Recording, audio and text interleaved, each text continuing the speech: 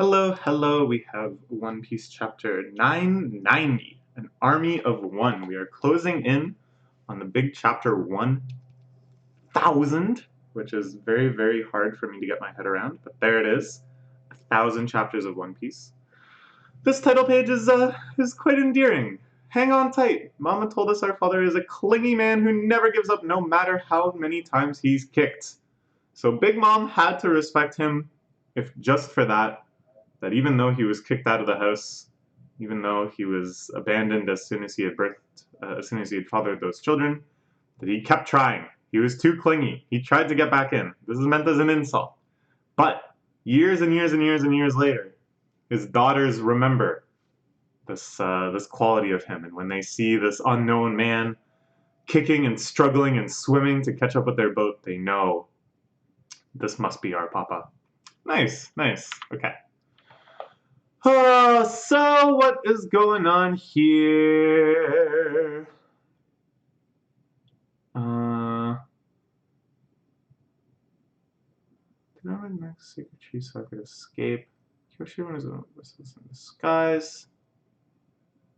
So this is another officer in Kaido's army, I'm pretty sure. Just kind of rousing himself, seeing the flow of the battle. It's so hard to tell how strong these guys are going to be. Like, there's just so many freaking characters in this battle. What kind of impact will each and every one have? Okay. Now you return to this frightening scene. Kaido on the rooftop, all of the minks in full Rulong form, I believe it's called, something like that, using their electroshocking static powers, flying all over the place, waging war against a pretty massive troop of Kaido's army. Kaido just kind of chilling. It's like, alright, well, what'll happen? Let's see. Doesn't seem like he's particularly distressed about the prospect of his forces going down. The man genuinely believes himself to be invisible.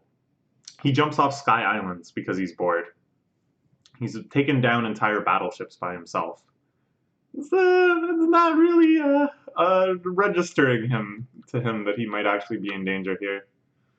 We see Jack in full mammoth form, smacking away hordes of minks. Meanwhile, the samurai are just kind of waiting, just like Kaido.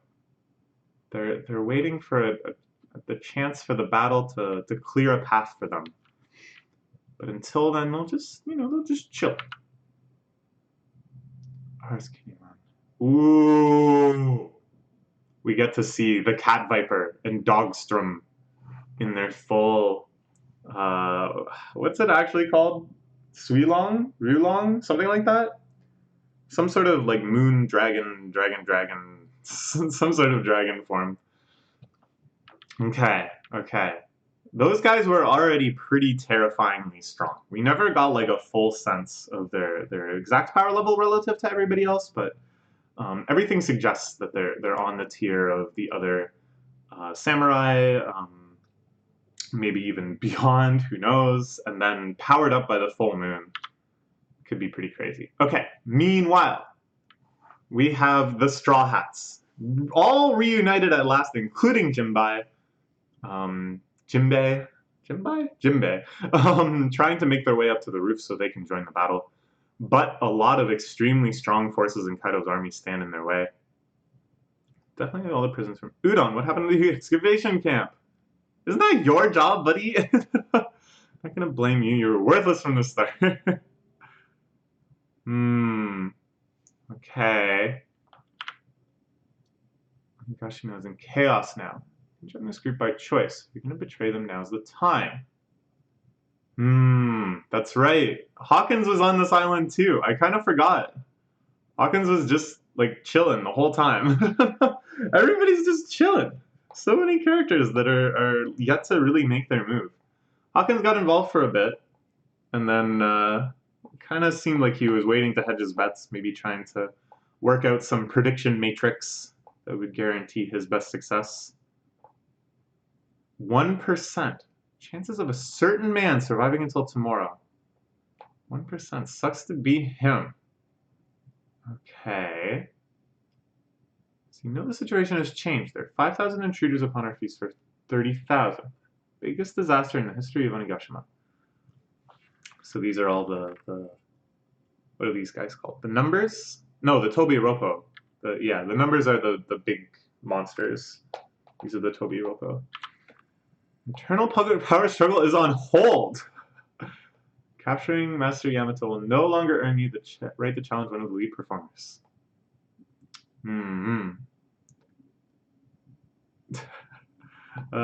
Just all of this chaos among the Tobi-Roppo. I think it's always so funny. It reminds me of one of my absolute favorite scenes ever, which is right before the big war with Whitebeard, where it shows all the Shichibukai at the time, and it was like one thing was clear: none of them would ever get along. Just this concentration of like powerful antagonistic people, where the easy way to write it, and the typical shonen way to write it, would be that they form this like fighting force together. And it's like, oh, how will the team of the allies fight this team of the villains? But instead, the villains are just like a chaotic mess, and they cannot agree on anything. They have all these internal power struggles. Their alliances are very makeshift and shodden. Okay. Kaido's up on the roof. The enemy's ascending the castle to get up there. You must use whatever you can to stop them. Don't underestimate them. Best of luck. Ooh. Okay. So page 1, that is page 1, right? Trying to convince Drake, this is the time. This is the time to go kill Queen. I really like this idea of this whole internal power struggle happening in behind the scenes. That can only benefit our allies, and yet something about the like chaoticness of it, the just the deviousness, the cruelty of all the people involved, makes it seem even more ominous for our heroes. Not that they're up against just this unified fighting force, but they're up against this insane organization where everyone's backstabbing each other. It just feels like, yeah, you just have this sense of, I don't like the sound of any of this. Okay, the numbers fighting against the excavation camp forces, the Yakuza and the prisoners fighting against the ninja forces. Ooh, the ninja headmaster guy seems to have something else on his mind. Wanders off. Trying to get that big one out of the way. I've never seen such a large human being before. These are, of course, the experiments that Caesar Clown had been making on Punk Hazard, the attempts at gigantification. Carvo gonna pass the castle for you. Uh-oh, that's a big club. Ooh! But Zoro, of course, making his move. He's a monster. Oh my gosh, and Junbei just catches it with one hand. Too easy. That's supposed to be like oars. And once we teamed up like this, just barely beat one of them before. But that was a long time ago. Things are different now. There it is again. It looks just like a guardian deity. Alright, is Luffy just gonna one-hit a giant now? An oars-sized giant is gonna get one hit by Gear 4. Okay, meanwhile... Ooh, what the heck? Ooh, so X-Drake was actually betrayed by page 1 for letting Law go.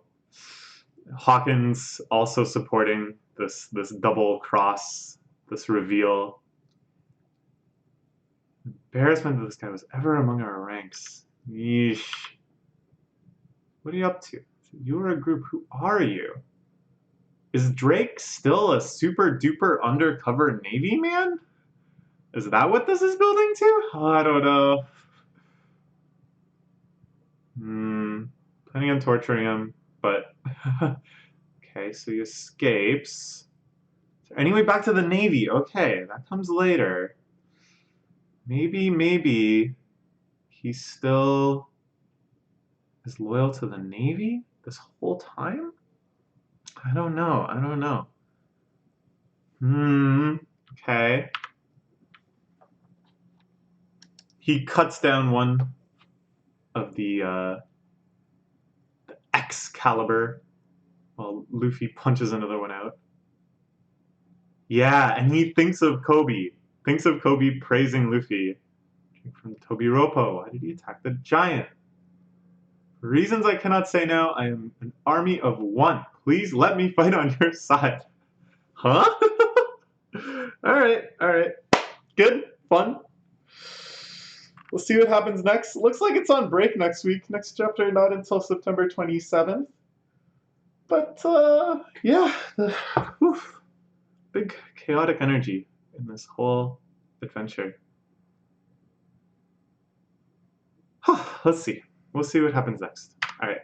Bye-bye for now.